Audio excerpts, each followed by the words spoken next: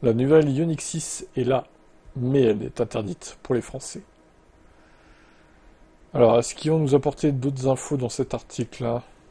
Fini le look grenouille cyberpunk, un peu trop avant-gardiste, passe à des lignes plus affirmées, plus pures, avec un nez avant de requin, des proportions mieux équilibrées, des détails chromés élégants. Même l'intérieur a été corrigé, avec une ergonomie repensée à nouveau. Voilà, en bref, Hyundai, écoutez les critiques. Comme si ça ne suffisait pas, la marque coréenne a eu bon goût de présenter une version N-Line au look plus sportif, et surtout d'annoncer l'arrivée imminente de la Ioniq 6N. Donc pourquoi elle est interdite en France? Enfin, elle ne sera pas vendue en France du moins.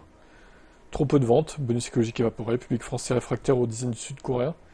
Peut-être un peu de tout ça. Reste un goût amer, celui d'une voiture qui, au moment où elle devenait enfin irrésistible, choisit de nous tourner le dos. Allez, sans rancune. Franchement, je comprends pas non plus pourquoi. Au moins, proposez-la aux gens. Si vous voyez qu'elle se vend pas au bout de 6 mois, vous la retirez du catalogue. Non mais je... Qu'est-ce qu'il y avait de compliqué à la proposer et au pire à la retirer? Est-ce que ça aurait été un aveu d'échec? Est-ce qu'ils voulaient pas passer pour des clampins Ça aurait été une humiliation pour eux, je sais pas, enfin, c'est bizarre.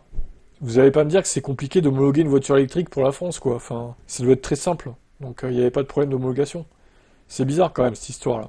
Non, c'est décevant de la part de Hyundai, hein, c'est sûr. Je suis sûr que des gens auraient été intéressés. Surtout pour la 6N du coup. Bon, faudra se contenter de la 5N. Allez, ciao.